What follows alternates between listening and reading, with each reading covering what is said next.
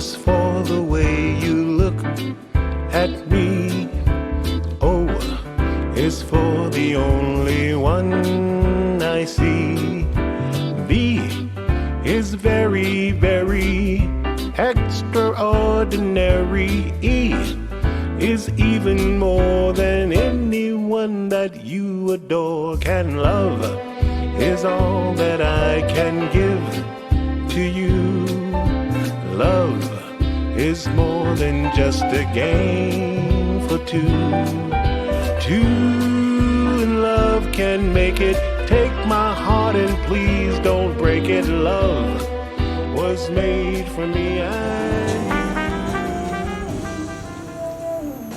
Hey, welcome to WBGR Sports Network and the Tom the Bomb Sports Talk Show. And this is the day that the Lord has made. We will rejoice and be glad in it. If you don't think it's a great day, just try missing one. And we, L-O-V-E, love sports on the Tom the Bomb Show. I'm your host, Tommy Wood. My co-host, Troy Wood. How you doing, y'all? And we got another fantastic show for you today. Hey, despite for my faithful listeners out there, yes, there is something going on Facebook. And if you guys around the country haven't been able to get things posted, that's because something is going on, but that's not going to stop the Tom the Bomb Show. So we're actually recording, and then when Facebook comes back up, we're going to re-air it, and we're going to let you guys know. So it's not just you. It's going on everywhere. I've talked to people in Chicago. I've talked to people in St. Louis. Our guest was coming on today, Wright from San Francisco. They're having trouble there as well. So we're just going to go ahead on and we're gonna make it do what it do, baby.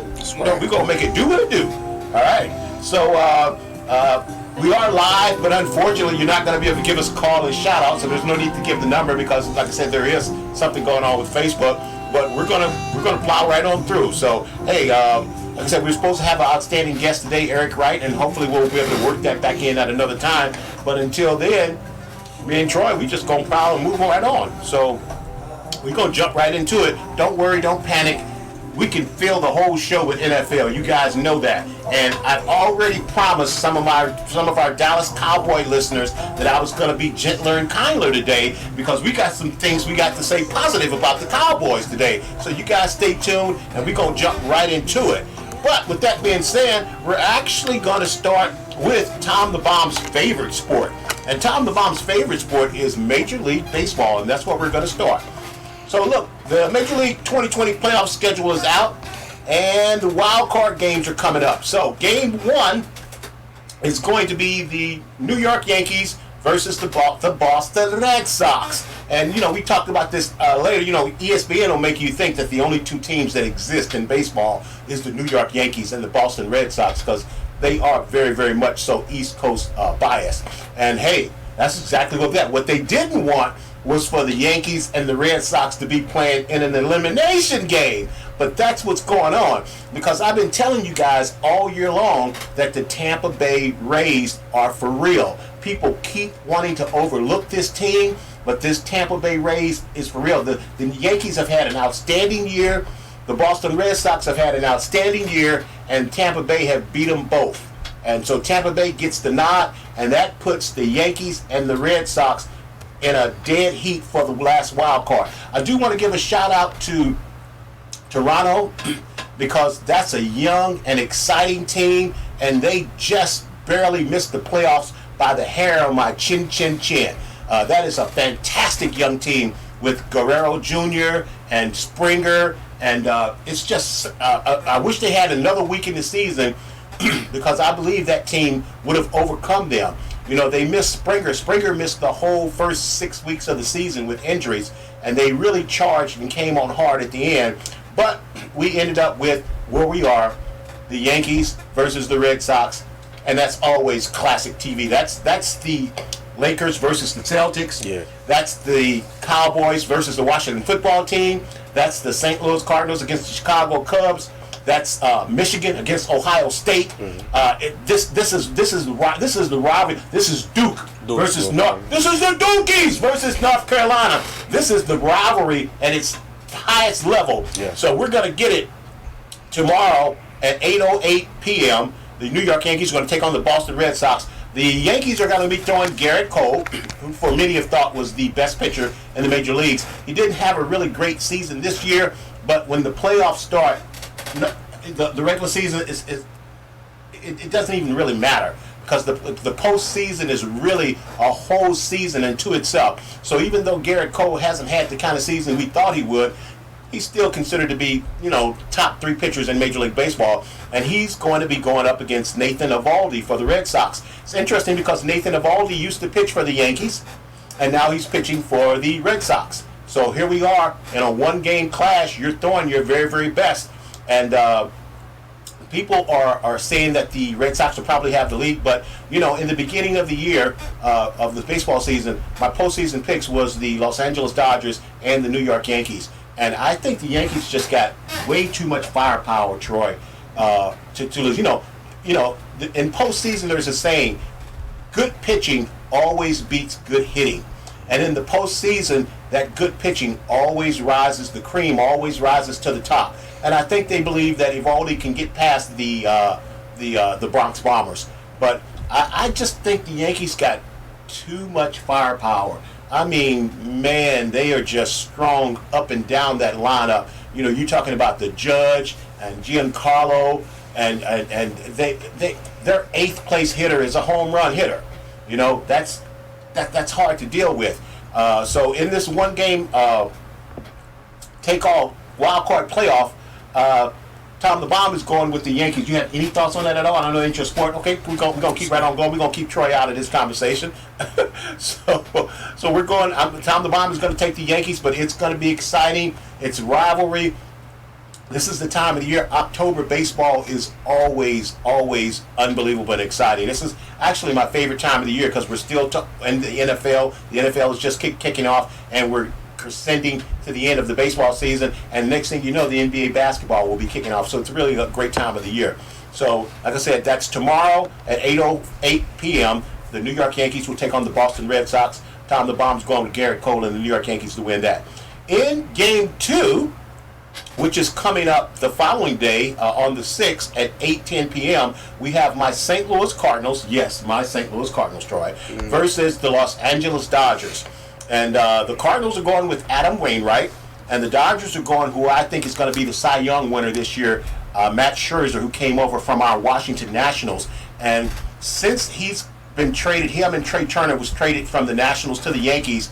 All Trey Turner has done is led all of the National League in hitting. He's going to win a batting title. And all Max Scherzer has done is not lost a single game since joining the Dodgers. Not only not losing a single game, he's had the best ERA. He's been the best pitcher in baseball since that trade. And that's why I believe that Max Scherzer is going to win the National League Cy Young. It'll be like his 4th or 5th Cy Young. It's very interesting because, one of the things to say, you don't want to give these guys these big, long contracts. And Matt Scherzer signed a 7-year deal with the Washington Nationals for over $210 million. And a lot of people thought that's just ridiculous. Pitchers don't last that long. This is the first guy that I've ever seen that signed a 7-year deal at that kind of money, and he was worth every single penny and more. And not only did he finish that contract out, but now he's moved on to the Los Angeles Dodgers, and he's going to be in line for another payday because this guy is getting ready to win the Cy Young. So obviously he's still got a lot of juice and gas in the tank. So we got a great matchup on Wednesday, 8:10 p.m. with my St. Louis Cardinals versus the Los Angeles Dodgers and Max Scherzer. Now, like I just told you, in the beginning of the year, before the season started, my World Series picks was the Los Angeles Dodgers and the New York Yankees. That was my pick when the season started. Mike in Chicago told me, you can't declare a winner that early. You can't just pick them. They got to play the season. You can't do this on paper. Well, he's right. He's right. But, hey, the Yankees still got a chance and the Dodgers still got a chance. But they are going up against my beloved St. Louis Cardinals. So, what we want to talk about right now is, let's talk about 9 reasons for the Dodgers to be worried about my St. Louis Cardinals, okay? Let's start off number 1. Number 1 is Tyler O'Neill. Tyler O'Neill's making a name for himself. Tyler O'Neill is the best player in baseball that you don't know. Tyler O'Neill is 26 years old. He's a left fielder, and he's gifted. Remember we talked about 5-tool players? Tyler O'Neill is a 4-tool player. And the only reason I can't say he's a 5-tool player is because he hasn't played long enough to understand what's going on in the big leagues to get his batting average up. Now, he did finish with a 285 batting average, which is an excellent batting average, but you can still get him out with that slider low and away, that pitch in the dirt. He's not swinging it as often as he used to, but you can still get him out. But in a year or two, you're going to see this young man hit 300, and once that happens, that's going to make him a 5-2 player, where he's going to hit for average, he's going to hit for power, he has speed, he's already won a Gold Glove, and he's a strong defensive player. That's a 5-2 player. That's what Willie Mays and Hank Aaron and Mickey Mantle, that's what these guys were. They were 5-2 players. Roberto Clemente, they could do everything. They were superstars. Well, this kid at 26 years old is already a 4-2 player. He has a 926 OPS, that's on base percentage plus slugging, with 34 dingers, 34 homers, and he has 80 RBIs. Now, with 34 home runs, he should have more than 80 RBIs, but that just tells you that he's hitting a lot of home runs with men not on base. And that's something that as he gets older, he's going to figure that out, and these numbers are going to jump up. So the number one reason that the Dodgers need to be worried is Tyler O'Neill. Number two, Adam Wainwright lives for situations like this. Adam Wainwright is the prototypical big game clutch pitcher, not just in baseball, but when you think about somebody that's just clutch, like Kobe down the stretch, like MJ down the stretch. I'd like to say Lebanon, but I can't. but Adam Wainwright is built and made for situations like this. He's the prototypical big game pressure pitcher. If the Dodgers get launch angle happy, okay, and we got some time, so we're going to talk about this for a minute. Launch angle happy. When I was coming up, when I was playing baseball, and it is my favorite sport, we learned and we were taught that you swing and you hit down on the ball. You turn that hand over almost in the golf swing, and you put topspin on that ball, and you drive it into the gaps. Well, there's a saying that chicks dig the long ball. Okay, everybody digs the long ball. So in other words, they want to hit home runs. So what they've done, the new thinking now in Major League Baseball is they've changed the launch angle. So instead of swinging down on the baseball like they've done for 50, 100 years in Major League Baseball, now they're swinging up. So they got their launch angle and they're taking everything up. And they say, well, if you swing like that, you're going to strike out more. And that's true. And that's why the batting averages have plummeted this year in Major League Baseball. They're some of the lowest that they've ever seen. But yes, you're going to strike out more, but guess what else you're going to do? You're going to hit more home runs with that launch angle. So this is what I'm saying. So if the Dodgers get launch angle happy like this, they're going to have trouble with Adam Wainwright with his sinker going like this. Because if you're swinging like this and my pitch is doing this, this gets set up very, very nicely for the St. Louis Cardinals and Adam Wainwright. So it could be trouble for the Dodgers. So that's the number two thing that the Los Angeles Dodgers need to be worried about facing my St. Louis Cardinals. Number three, the St. Louis Cardinals has a top-notch defense. As a matter of fact, they're the best defensive team in all of Major League Baseball. They've led the majors with 52 outs above average. Okay, that's some of that techie stuff that I really, really hate about baseball. It's kind of like the science of baseball, and I really do hate that. But all that really means is they've had 52 outs where other teams wouldn't have got those outs. They would have been hits. They basically turned hits into outs, and they've led the major league with 52 outs above average. The Redbirds have a total, check this out, of 21 Gold Gloves on their team. Molina has 9. Arenado has 8. They have a total of 21 Gold Gloves on their defense right now, and that's not counting this year because Molina's going to win another one. Arenado's going to win another. I just told you Tyler O'Neill won his first one last year, and he's probably going to win another one. And the center fielder, Bader Hater, he's probably in line to win a Gold Glove in center field. And the rookie right fielder, he's coming on strong. He won't win one now just because he's a rookie. But they have 21 Gold Gloves. So the St. Louis Cardinals have the best defensive baseball team in baseball. And in postseason, what you're looking for is great pitching matched with great defense. And this is a formula for success. The last 2 World Series that the Cardinals have won in 2006 and 2011, this is exactly how they do it. They do it with great starting pitching, good bullpen, and above average defense and timely hitting. And both. I'm sorry, I was going to ask you. So both of those games was against Boston, weren't they? What games were against Boston? The Cardinals when they played in the World Series in 2011 and 2006. No. They lost to Boston. No. In 2006 they beat the Detroit Tigers, and in 2011 they beat the Texas Rangers. Okay, excuse me. No, they actually lost in 2013 to the Boston Red Sox, and 2004 to the Boston Red Sox. They lost to the Boston Red Sox. But that's the formula for success, and this plays right into the Cardinals' hands. And this is the third reason the Dodgers ought to be concerned is the St. Louis Cardinals' top-notch defense. Number 4, they've improved their bullpen. They had July acquisitions of 2 relievers, left-handers T.J. McFarland and right-hander Luis Garcia to bolster up the pen because the other guys were getting worn out. And then number 5, the Cardinals' strength is they've solidified the starting rotation by adding veterans, left-handers J.A. Happ and left-hander John Lester gives them the needed experience that they needed. Now that we're in the postseason, experience is everything now that you get to the postseason. Number 6, the 6th reason, then this is what Major League Baseball is saying. Major League Baseball loves the St. Louis Cardinals closer, Giovanni Gallegos. Now, me personally, I actually think this is a weakness for the St. Louis Cardinals, for the Cards, because I think he's afraid. I'm so hoping that he proves me wrong. But every time I see this guy on the mound, I see fear in his eyes, okay? And he's got a wipeout slider, but he tends to hang it and kind of throw that cement spinner up there. And when you hang a slider, there's a saying in baseball, you hang them, we bang them, okay? And I actually think this is a weakness for the Cardinals. But Major League Baseball was saying he's one of the top closers in baseball. So we're going to say, okay, that's the number 6 reason that the Dodgers should be worried. Number 7, they've got the hottest hitters in Paul Goldschmidt. Paul Goldschmidt has been carrying this team for the last month and a half.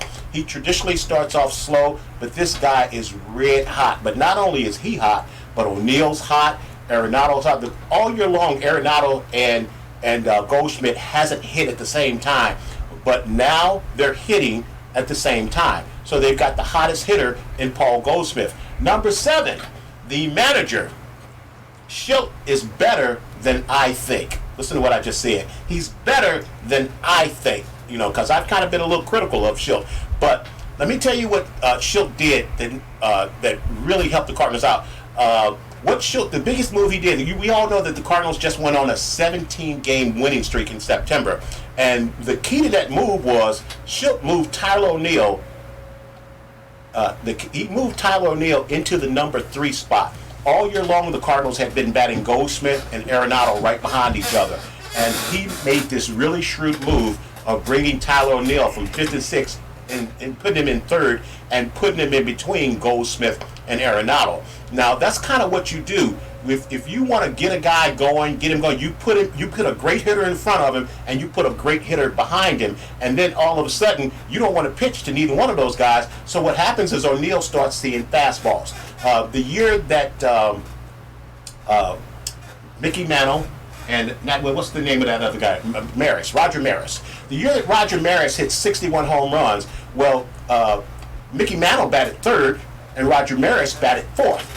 Roger Maris was slumping. He had won the MVP before, and what the manager did was he moved Roger Maris to the number 3 spot, and then he put Mickey Mantle in the 4th spot. Now, who wants to pitch to Mickey Mantle? Nobody. Nobody wants to pitch to Mickey Mantle. So by putting Roger Maris in front of Mickey Mantle, Maris starts seeing more fastballs, and guess what Roger Maris did? He hit 61 home runs and broke Babe Ruth's record. That's kind of what Schilt did with Tyler O'Neill. He moved him from the 5th and 6th spot to the 3rd spot, put Goldschmidt in front of him, Tyler O'Neill, and then Arenado, and now all of a sudden, Tyler O'Neill is one of the hottest hitters in baseball. As a matter of fact, O'Neill, when they made that switch, O'Neill started hitting .329. He had an OPS of 1.097. Now, .900 is an all-star OPS in the major leagues. O'Neill's has a 1.097 OPS. He hit 9 dingers and 23 RBIs in the next 21 games after making that move. And the Cardinals led the major leagues in runs with 120 runs, and they led the major leagues in home runs. They hit 35 home runs in 21 days, in 21 games. So that was a brilliant move on Schilt's part. And then number 9, the Redbirds wild card. The Redbirds wild card is a player named Lars Nootbaar. Coming off the bench, he's poised to have a candy bar named after him. Lars Nootbaar? Come on, that's a candy bar name, man. And he could easily be the spark to get the Cards to where they need to be. And so these are just 9 reasons that the Dodgers should be worried about the St. Louis Cardinals going into the division series. Real quick, moving over to the American League. Like I said, we got game 1, which is going to be the Yankees versus the Red Sox. Well, the winner of the Yankees and Red Sox game is going to face the Tampa Bay Rays, and that's going to be October 7th, 21, and that time is to be arranged. That hasn't been set. Game 2 is the Chicago White Sox, Marv Dampier's Chicago White Sox versus the Houston Astros. That's going to be October 8th, and that's to be arranged. I like Houston in that series, okay? And then back to the National League, the winner of the Cardinals and the Dodgers game is going to get the San Francisco Giants. That's also going to be on the 8th, and that's to be arranged. You know, what's really something is the Dodgers and the San Francisco Giants won 106, 107 games, and the Dodgers won 104, 105 games, and one of these teams are going home, you know, after could possibly in one game. Even if the Dodgers get past the Cardinals, they're going to have to face San Francisco. Oh, by the way, in that wild card match, and those 9 reasons that I just told you that the Los Angeles Dodgers should be worried about my St. Louis Cardinals, I'm still picking the Dodgers to win. I'm still picking the Dodgers to win because the Dodgers are loaded for bear. The Dodgers have 4 Cy Young pitchers on their staff, and a 5th Cy Young pitcher. He's not pitching, but they have 5 Cy Young pitchers on their staff. That's an embarrassment of riches. I'm pulling with all my heart and all my might for my St. Louis Cardinals. But if you ask Tom the Bomb who's going to win, it's the LA Dodgers. Boy, I want to be wrong so bad on this. I want to be wrong so bad, but I got to take the Dodgers because they're the better team. So the winner of that is going to get the Giants. And the Giants, we talked about this. We talked about the launch angle, the traditional, and then the high. The San Francisco Giants are basically the Cardinals on the West Coast.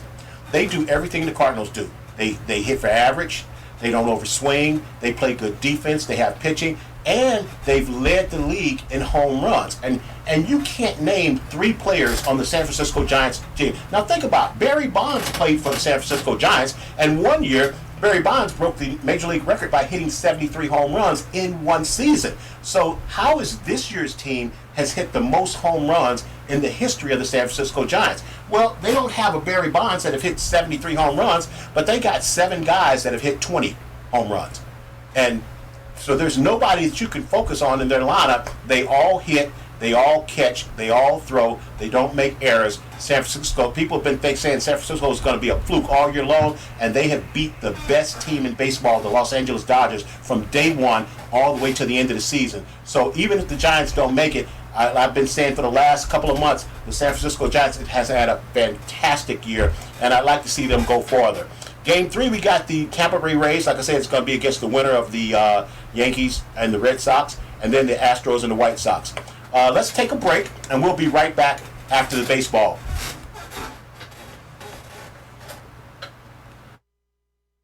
When it comes to cost and you simply cannot do better than Window Nation. For about half the cost of national brands, you get equal if not better quality, saving you thousands of dollars. Right now, get 2 free windows with every 2 you buy. There's no limit. Plus, put no money down, make no payments, and pay no interest for 24 months. Get a free in-home estimate and we'll give you a free gas card. Go to windownation.com for additional details or call 866-95-NATION. Alrighty, we're back, and it's all gas and no brakes time. Hey, the East St. Louis Flyers played the Belleville West on Saturday, and the Flyers rolled again, 68-0, all gas, no brakes. Troy, I don't know if they have any competition in Illinois, at least until we get to the state finals. This, especially in the Southwest Conference, this team is rolling. I love the fact that they actually went out and played the toughest competition that they could in the nation to get prepared for their regular season. And, you know, like we said, St. John Bosco kind of let them know where they stood. And you kind of talked about this, about being able to really measure yourself and going up against the tougher teams. After facing the top team in St. Louis, the top two teams in St. Louis, then going all the way to California to play the number 3 team in the nation and, losing there. And now they're back home in their regular conference schedule. And it just seems like there's really no competition for them in the regular schedule. So last week they won 64-2. This past Saturday they beat Belleville West 68-0. They got nothing for the Flyers. It's all gas, no brakes. You got any comment on that? Yeah, man, that's fire and out. In order to get better, you must put yourself in position to play people that are better than you. So I'm proud that they won the way that they did. Just need them to keep the same momentum going into the rest of the season. Okay, and on the local front, in high school football, Coach Troy's Churchill Bulldogs defeated Clarksburg 17-3. I don't know if you guys caught, but Troy's got a little sore throat, so that's why I'm kind of doing more of the talking. But the Bulldogs were down 3-0 at halftime, and you can tell when a team is well coached because they're able to make adjustments, especially at halftime. And the Bulldogs were down 3-0. And they made the adjustment. They came back and won the game 17-3, totally shutting out Clarksburg in the second half and ringing up another victory as they continue to lean on that stingy Bulldog defense. Coach Troy, what are you guys doing over there? What are you guys doing over there that got that defense playing like that? Staying disciplined, man. But I say, man, you play to win the game, right? In order to win the game, you got to be disciplined all 4 quarters, not just 1 quarter. We came out flat. We came out thinking that we were a little better than what we are. And Clarksburg did a great job of controlling the clock and running the ball the entire first half and part of the second half as well. I want to give a shout out to their coaching staff. One of my old coaches, Paul Vance, coaches for Clarksburg High School. So I want to give a shout out to them. You had them boys out and ready, and it was a pleasure and an honor to be able to play you guys this season. This game was personal for me because me going to being an alumni from Watkins Mill High School in Montgomery Village, Clarksburg was our rival. So the last time I saw Clarksburg on the high school field, I lost to them 7-6 in my senior year. So to get this win back, it meant a lot to me and the coaching staff. The kids played great. Once we finally got a chance to, excuse me, y'all. Once we finally got a chance to get a feel for what they do on offense and how to stop their bread and butter play, the power off the right tackle's butt, we got a chance to get a momentum back. The guys bet, but they didn't break. Very proud of them, but now it's that's in the past. Now we're focused on Walt Whitman, who we play on Friday, and we look to go 5-1. This is beside Churchill. I wanted to give a shout out to Northwest High School. Northwest High School played Walter Johnson, and they beat Walter Johnson 74-0. So anytime you see scores like that, it definitely catches your attention. But back to Churchill, we still got a lot of work to do, but we're looking good heading into the playoffs. All righty. And then we talked about this last week. Our Maryland Terrapins took on the number 3 ranked Iowa Hawkeyes. Our Terrapins ran into an Iowa buzzsaw, and the number 3 ranked Hawkeyes defeated Maryland 51-14, overwhelming the Terps, forcing 7 turnovers in a dominant win. The Hawkeyes' defense is elite, and it created all kinds of havoc for the Maryland offense. Now, I actually watched this game, and it was really something because the Terrapins actually led 7-3 after the first quarter, but a cascade of turnovers in the second quarter allowed the Hawkeyes to open up a 34-7 halftime lead, and they pretty much never looked back after that. Iowa leads the nation in forcing turnovers as they move to 5-0, and they take on number 4, the Penn State Nittany Lions next week, which should be a really, really good football game. Our Terrapins have to quickly regroup as they head to Ohio to face the number 11 Ohio State Buckeyes next week. Yeah. So Coach Mike Loxley, he's got to get them focused and get them back on track. Troy said that this possibly would happen, but hey, this is a better team. But I was impressed that Maryland has the talent. At some point you just got to kind of have to learn how to win, and they're building their program. It is a program that's on the rise, but obviously they aren't ready for the Iowa Hawkeyes of the world. So they've got to clean it up and get ready for Ohio State coming up. Did you have any comment on that? Yeah, so I just want to give a brief breakdown of what Justin Elstock, our Maryland Terp insider, typed up for me. Basically, he said that Tallulah had only thrown one interception up leading into this game, and that he threw 5 total this game, 4 in the first half. Anytime you turn the ball over, it's a sign of adversity. It's thing I like to tell my guys for Churchill, as men, we're going to be faced with adversity whether you like it or not. It's a part of growing, and it's a part of getting better, not only individually, but as a team. One thing that Justin told me when I was talking to him was that, also my dad told me this as well, it seemed like their demeanor dropped as soon as things started to go Iowa's way as opposed to Maryland's way. And this is a wake-up call for them, because when you win 4 straight, naturally your head gets big. But hopefully they learn how to weather the storm moving forward in the season, because you can't afford to lose 51-14 to an interdivision opponent. But, it's still a long season. They still got a lot of work to do. One thing that I would like for them to focus on, and pick your head up if something don't go your way, man. If something don't go your way, keep it moving. Show your teammates that you're engaged in the game and that together you guys can come back. All it takes is 1 or 2 people to start moping and start showing bad body language, and that's a cancer for a football team, especially when you're playing a team that likes to control the clock with their running game. So going into Ohio State, fix your mental. This game could be a lot closer than what a lot of people are thinking it's going to be. That's all I got to say. All right, we're going to take a break, and we're going to be right back with the NFL scores and highlights and our predictions, but we're going to come back in just a few seconds.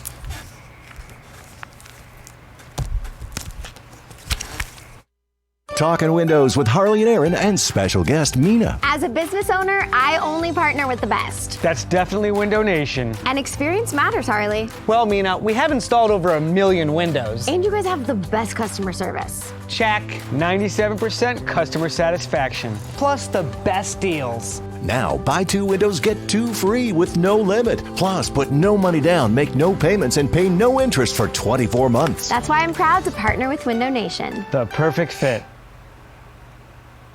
All right, we're already in week 4 of the NFL season, and we're going to start off with the Thursday night game, which was the Jaguars versus the Bengals. And to my surprise, it was a very entertaining game, as the Bengals prevailed 24-21, winning on a last-minute game-winning field goal. I think I took the Bengals in this game, and Troy had the Bengals as well. Mm-hmm. Did you want to get feedback, or you can move on? It's cool, okay. Whatever. Our next game was the Titans versus the Jets. Now, this one was interesting because I had the Titans in this one, and the New York football teams, the Jets and the Giants, neither one of the New York teams had won a game. But, hey, Coach Solid team stuck in there. Like Troy said, they didn't drop their heads. They hung in there, and they pulled out a late victory in overtime, 27-24 over the Titans. Even with Derrick Henry having a good game, the Jets showed some class, and Zach Wilson showed sparks as to why he was the number 2 pick overall. He made some throws in that game that not too many humans in the world could do. Did you have any comment on this? Yeah, they weathered the storm.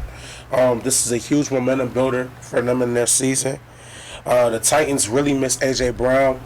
Even though he hasn't really produced a lot stats-wise in the first couple of weeks, him being out on the field is a game planner. It causes defensive coordinators to game plan for him, and it opens up other things for other players on Tennessee.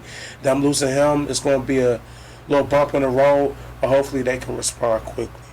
All right, our next game was the Detroit Lions versus the Chicago Bears, and last week was such a debacle with Justin Fields at quarterback, and I think everybody in the world turned on Coach Nagy, and I didn't know if he expected that response, that visceral response from all of the sports world.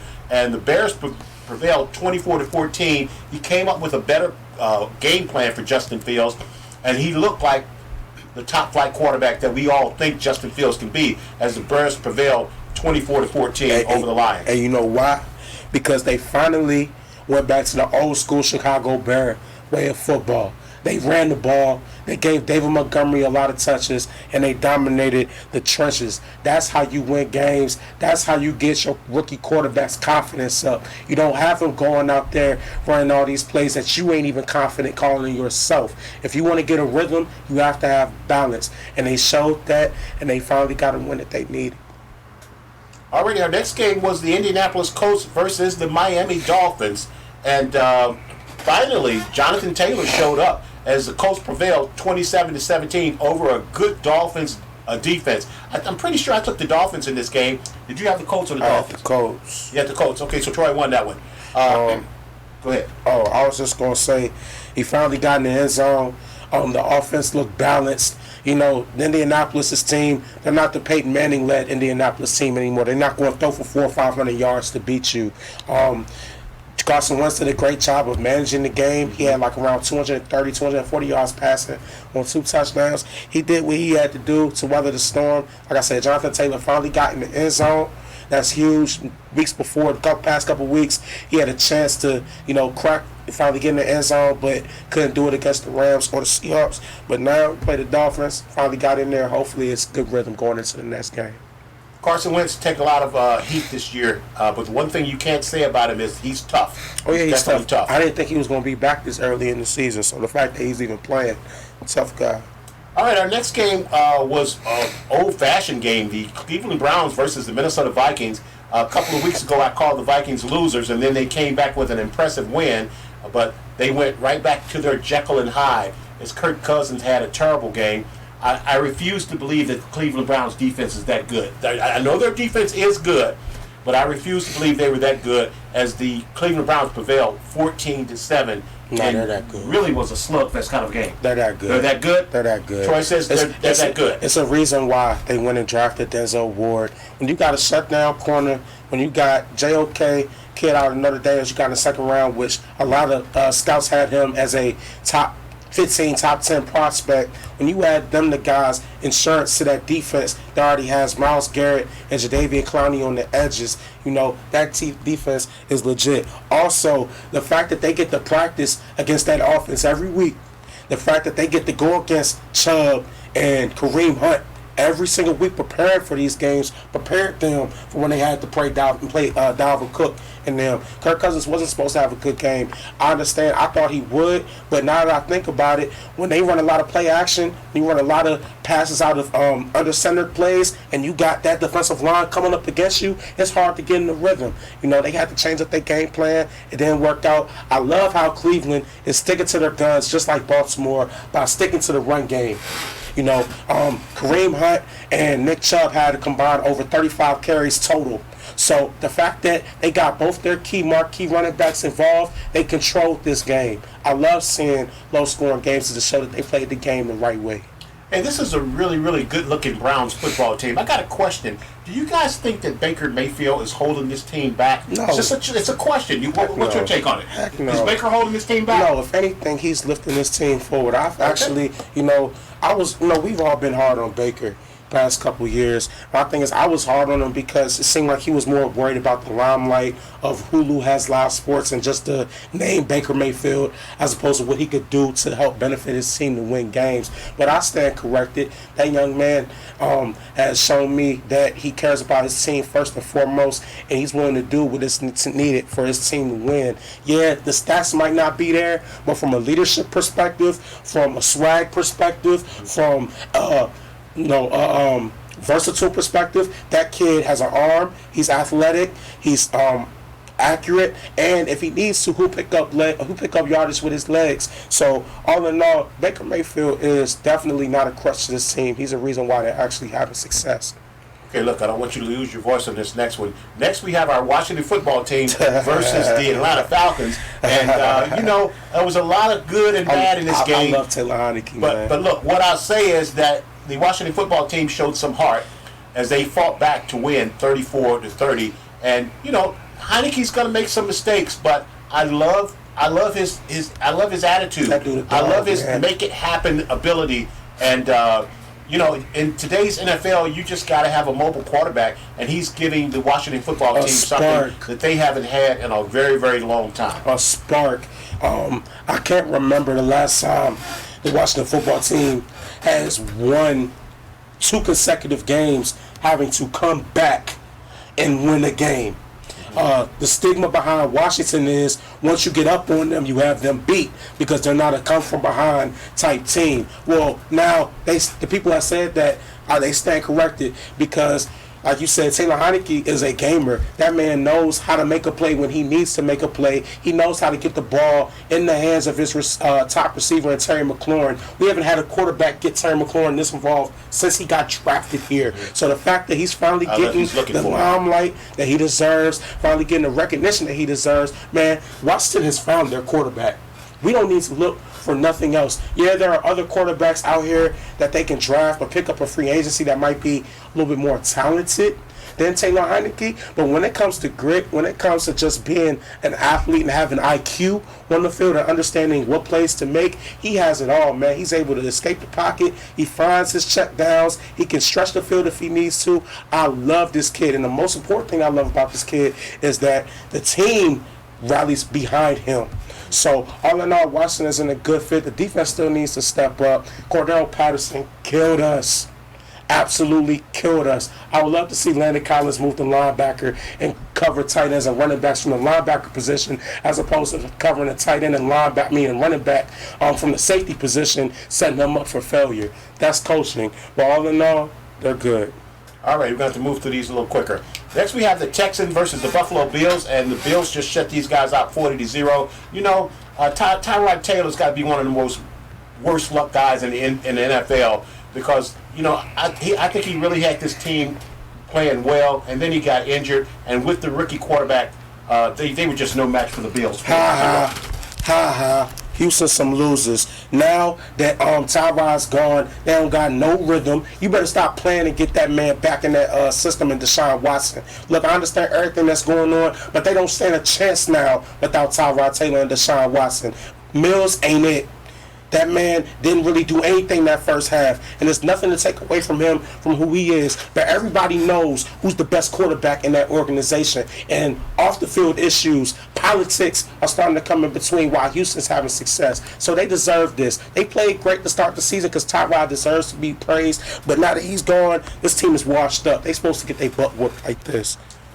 Deshaun Watson is never going to play for the Houston Texans again. They've actually already lowered their demands, and it's only a matter of time before Deshaun Watson ends up in Miami. Our next game was the New York Giants, the G-Men, versus the New Orleans Saints, and the Saints are starting to pull this Jekyll and Hyde thing as the Giants hung tough and came up with a win of 27-21. I told you guys who had Saquon Barkley in your fantasy teams, hold on, this guy's legit. He's coming back. He's going to be back. This guy's a premier NFL running back, and it's only a matter of time before he gets out. I think we're really starting to see how much the Saints miss Drew Brees. And more importantly, I didn't think this at all.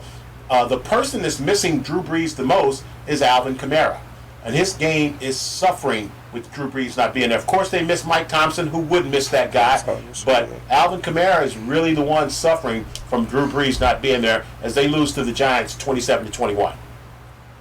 Next, we have the Kansas City Chiefs versus the Philadelphia Eagles. And the Chiefs, this game was closer than it was. Well, no, it wasn't. They blew their doors off. 42-30. The Eagles scored late to make the score look respectable. But, they're just no match for the Kansas City Chiefs. Their triplets are just too tough to handle. Do you have any comment on the Chiefs and Eagles? I disagree with what you just said in that this game was a runaway. This game was a lot closer than what the score indicated, in my opinion. I'm very surprised on how well Jalen Hurts played in the first half. He did a good job of getting his whole team in rhythm. But all in all, the Chiefs are just a better team. But Philly definitely, this score is doesn't indicate how close this game was in my eye. I think the Chiefs let up off the gas. Our next game was the Carolina Panthers versus the Dallas Cowboys, and I took the Panthers in this game. And like I said, I promise you Cowboys viewers, the Cowboys are legit. And if the Cowboys are going to run, the Cowboys had 245 yards rushing If the Cowboys are going to run the football like that with Dak Prescott, you can put the Dallas Cowboys in the NFC Championship game. How about that? Because their defense has gotten better. I knew they were going to get better under Dan Quinn. Trayvon Diggs is turning into a Pro Bowler before our very eyes. And if they run the ball like this, I think Tony Pollard is the break that Ezekiel Elliott needed. It's giving the Cowboys a real thunder and lightning kind of appeal in the backfield. And Zeke still rushed for his most yards, 143 yards. He hadn't ran for that many yards since 2018. Zeke looked like the old Zeke. He looked fast. And if the Cowboys run the ball like this, you heard it here. I'm putting the Cowboys in the NFC Championship game. They should win the NFC least without a problem. What's your take? They ain't gonna win it without a problem. If they do win, they're gonna have to work to get it. But all in all, Dallas is finally doing what I've been begging them to do. They're taking pressure off Dak Prescott.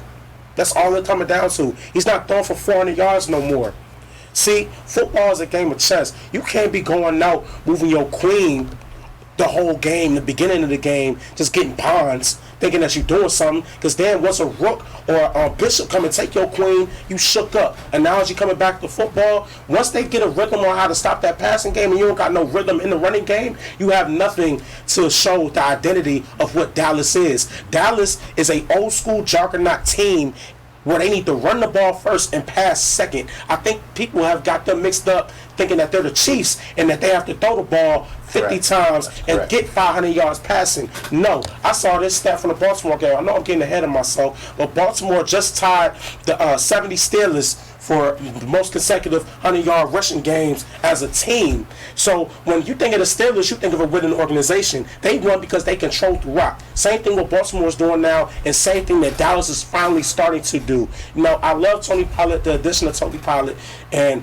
I'm really happy that their offensive coordinator is just taking this huge load that they put on that young man's back. I feel like they did that to see if he was worth that contract money, which was unfair to him.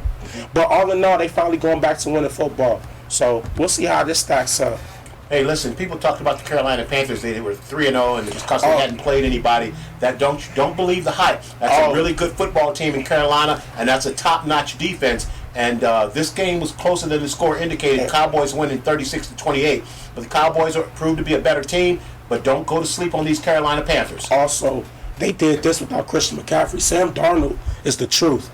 If anybody needed a reason to believe if Sam Darnold was it, man, look what he did against Dallas. He's using his legs and his arm. That kid can play.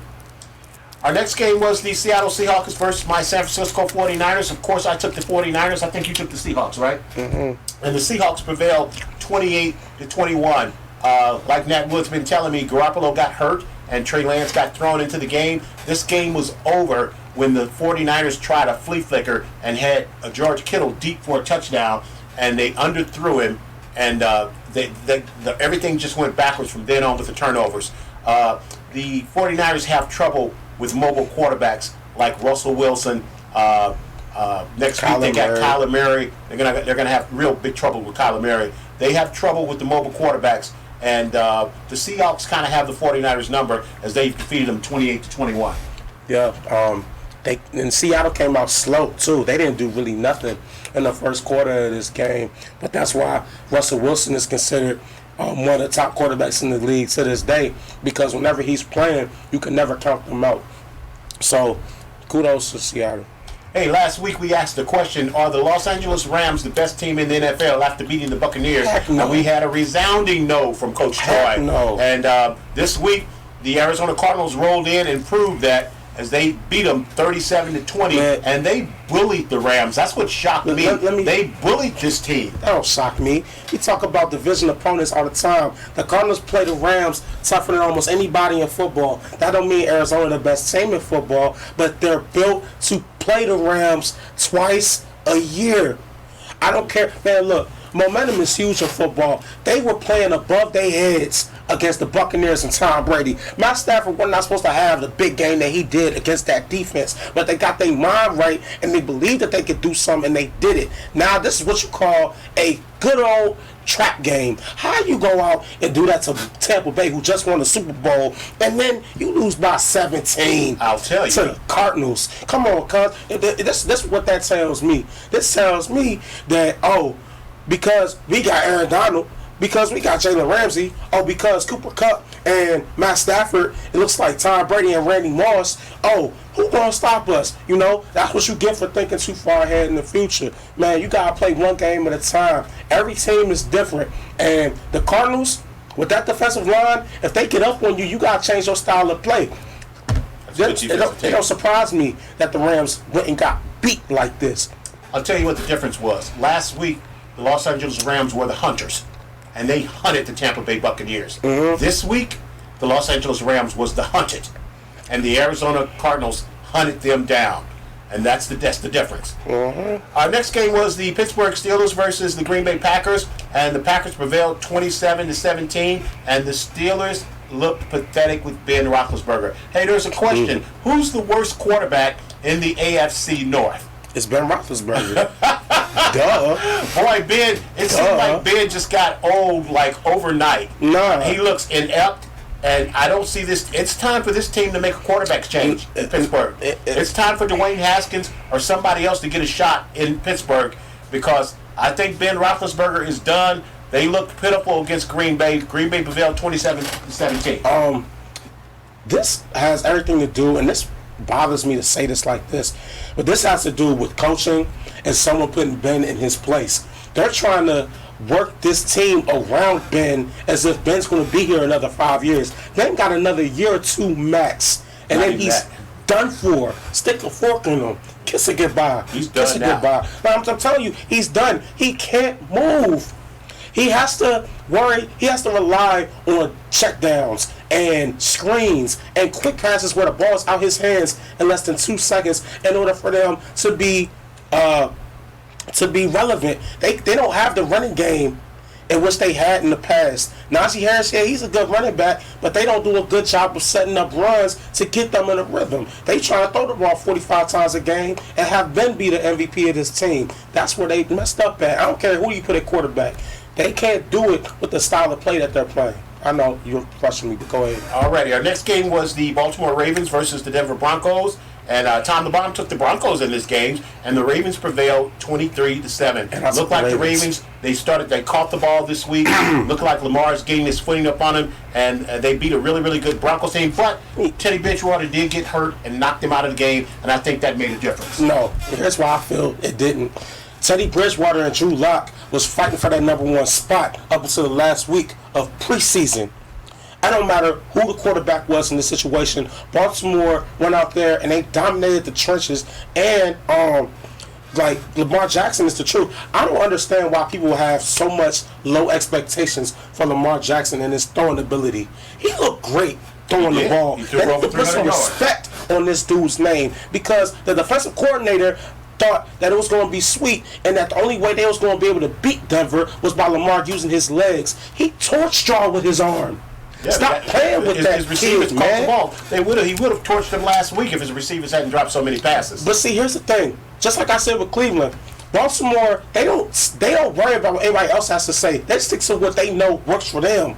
They run the ball 30 times a game and say, what you going to do about it? Stop me. And once you go up on the team and you control the clock, Denver, this was the first test this year of them having to throw the ball to really control the game. Melvin Gordon didn't have a chance to run the ball 20 times because you're playing against a Baltimore team that's going to control the clock and have 35 minutes and total time possession. So, all in all, I love the Ravens, man. I love Lamar Jackson. I'm tired of people throwing slander on his name, and then when he do something, everybody wants to say, oh, he's like elite quarterback. Nah, man, stick with your guns. Either he's not a quarterback, he can't throw, or he's a beast. Stop swapping with this cat, man. It's a former MVP. Put some respect on his name, bro. All right, our last game was the Tampa Bay Buccaneers versus the New England Patriots, the Brady Belichick Bowl, and the Buccaneers won 19-17. And the game was much, much closer than I think everybody thought. Man, let me just say this, man. Bill Belichick is some kind of coach. boy, he really came up with a scheme. He seemed to confuse Brady a little bit, and New England could have very easily won this game to my surprise. I thought Tampa Bay would win in a blowout, but this game came down to the very end where New England missed a kick that could have won the game for them. I would have loved to see the kicker for New England make that kick, so that way Brady could have marched down on New England and won in the late fourth quarter 2-minute drill to be his old team. But it's all good. All in all, Belichick had a great game plan for Brady. This game was much closer than what I thought it was going to be. Mac Jones, even though he didn't have great stats, he played much better than I anticipated him playing. This was definitely a instant classic, considering the score, considering the accolades behind this game, and the meaning behind this game. Great Sunday night game. All right, and just get to our Monday night game. I put this game off from last week because I didn't want to pick it last week, and I really don't want to pick it this week because I really, really like both of these teams. But today I'm going to be picking with my heart. I'm going with the Las Vegas Raiders over the Los Angeles Chargers. But I like both of these teams. I'm picking with my heart. I'm going with the Raiders. Who do you like? I like the Chargers. I love how Mike Williams has been the focal point on that offense. And now with him being the focal point, that's going to open up a lot more for Keenan Allen and company. So I think Justin Herbert's going to have one of them 400-plus games with 2 or 3 touchdowns. Okay, we got to get to our picks for Week 5. The next Thursday night game is the Rams versus the Seahawks. I'm taking the Seahawks in this game. Who do you like? I'm taking the Rams. All right, then we got the New York Jets versus the Atlanta Falcons. I'm going with the New York Jets. Going with the Falcons.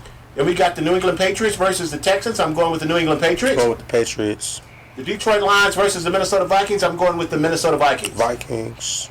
Philadelphia Eagles versus the Carolina Panthers. I'm going with the Carolina Panthers. I'm going with the Philadelphia Eagles. The New Orleans Saints versus the Washington Football Team. Oh, boy. I'm going with the New Orleans Saints. Going with Washington. Then we got the Tennessee Titans versus the Jaguars. I'm going with the Titans. Going with the Titans as well. We got the Miami Dolphins versus the Tampa Bay Buccaneers. I'm going with the Buccaneers. So am I. Green Bay Packers versus the Cincinnati Bengals. I'm going with the Cincinnati Bengals. What? I'm going with Green Bay. Okay. The Denver Broncos versus the Steelers. I'm going with the Denver Broncos. Going with the Broncos as well. The Chicago Bears versus the Las Vegas Raiders. I'm going with the Raiders. Going with the Raiders as well. The Cleveland Browns versus the Los Angeles Chargers. I'm going with the Chargers. I'm going with the Browns. Then we got the New York Giants versus the Dallas Cowboys. I'm going with the Cowboys. Going with the Cowboys as well. And the 49ers versus my Arizona Cardinals. I'm going with the Arizona Cardinals against my 49ers. I'm going with Arizona as well. Then we got the Buffalo Bills versus the Kansas City Chiefs. I'm going with Buffalo in this game. Going with Kansas City.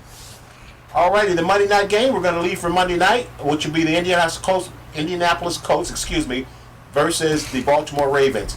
Hey, for the latest interviews and news in boxing and combat sports, check out #PKG Show, Punches, Kicks, and Giggles with John Russell and our guy, Comedian Coy, on Saturdays on WBGR. Hey, man, time flies when you're having fun. We're out of time here, but we sure do thank you for spending your time with us. May the gates of heaven open and pour an abundance of blessings down on you where there will be room enough to contain it. Remember, if you want it, you got to confess it with your mouth and believe it in your heart that Jesus died on the cross and that he rose on the 3rd day, not a Thursday, right, Troy? Yes, sir. Just for you. Remember, darkness cannot drive out darkness, only light can do that, and hate cannot drive out hate, only love can do that. God bless you. We'll see you at this same bat time on this same bat station, and hopefully we'll be able to have Eric on next week. We had some issues with the Facebook, and we'll see if we can get him on next week. Y'all have a good evening. Peace.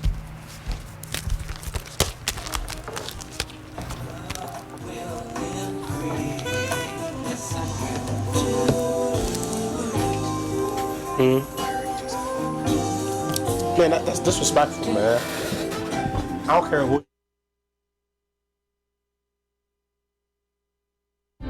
Love is more than just a game for two.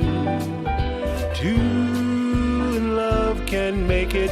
Take my heart and please don't break it. Love was made for me and you.